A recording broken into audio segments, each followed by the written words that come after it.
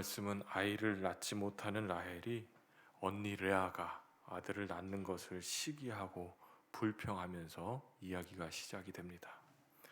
라헬이 남편 야곱에게 나도 아이를 좀 낳게 해달라, 아니면은 죽어버리겠다라고 투정을 부립니다. 야곱은 이 투정을 부리는 라헬에게 임신하지 못하는 이유, 그 이유는 못하게 하시는 이는 하나님이시니 내가 하나님을 대신하겠느냐며 호되게 야단을 칩니다. 야곱의 이 말은 생명은 하나님의 손에 있다는 고백이죠. 창조주 하나님께서 주셔야만 얻을 수 있음을 이야기하는 것입니다. 이 자신이 임신할 수 없다는 사실을 알고 있는 라헬은 이 대안책을 세우게 됩니다.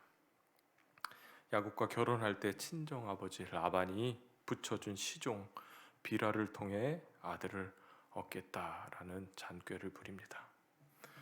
몸종 비라를 통해 라헬의 기대대로 아들을 얻게 되죠. 라헬은 비라를 통해 얻은 아들의 이름을 지어주며 하나님의 나의 호소를 들으시고 나의 억울함을 풀어주셨다라는 의미를 부여하며 단이라는 이름을 주어줍니다. 라헬은 여기에 만족하지 않고 비라가 또 아들을 낳게 합니다.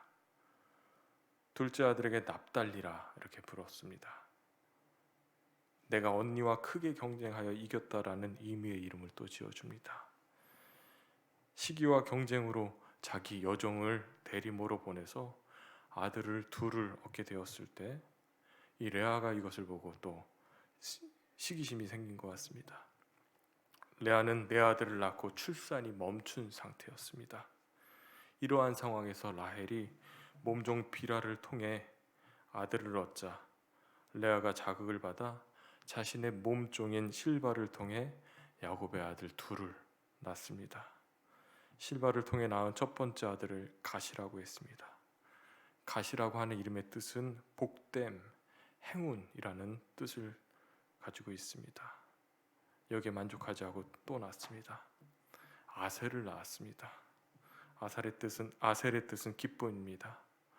레아가 모든 딸들이 나를 기쁜 자라 하리로다. 라헬처럼 레아도 자신의 몸종 실바를 통해 낳은 아이들의 이름을 지었다는 내용이 오늘 본문의 말씀입니다. 오늘 말씀을 묵상하며 라헬과 비슷한 상황에 있는 한나가 생각이 났습니다. 사무엘상에 보면은 한나의 이야기가 나오죠. 에브라임 사람 엘가나에게 두 명의 아내가 있었습니다.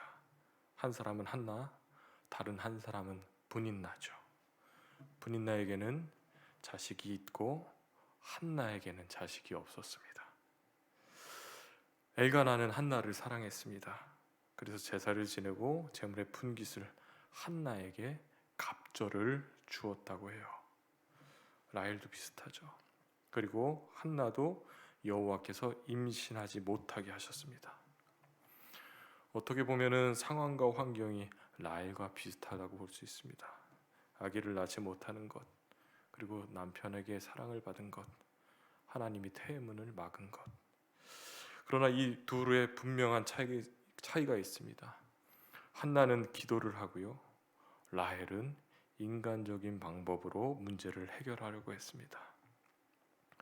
한나는 자기가 처한 상황이 너무 괴롭고 힘들어서 하나님을 찾아 통곡하며 기도합니다. 나의 고통을 보시고 나를 기억하시고 나를 잊지 마소서. 그리고 아들을 주시면 여호와께 드리겠나이다. 이렇게 소원의 기도를 합니다. 그러나 오늘 본문의 라헬의 모습은 자신의 처지를 한탄하며 남편에게 불만을 토로합니다. 그리고 아들을 낳게 해주지 않으면 죽겠다고 공박을 합니다. 그렇게 해도 해결이 되지 않자 하나님을 찾기보다 인간적인 방법을 생각하고 인간적인 방법을 택하는 것을 오늘 말씀을 통해 보게 됩니다.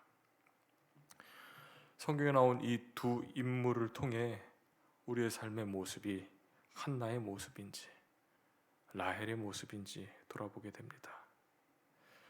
우리의 삶 속에 나타나는 여러 문제들이 있을 때, 그런 문제들을 대할 때 우리가 라헬과 같이 시기와 질투로 인해 경쟁하며 정욕과 탐심으로 인해 세상적인 방법을 찾고 있지 않은지, 아니면 한나와 같이 통곡하며 하나님을 부르짖으며 하나님의 도우심을 구하며 살고 있는지 돌아보는 하루 되시기를 주님의 이름으로 축원합니다. 라헬의 삶을 살고 있다면 하나님을 찾으시기 바랍니다. 하나님께로 돌이키고 하나님을 바라보시고 하나님을 구하며 한나의 삶을 살기로 결심하는 저와 여러분 되시기를 주님의 이름으로 축원합니다.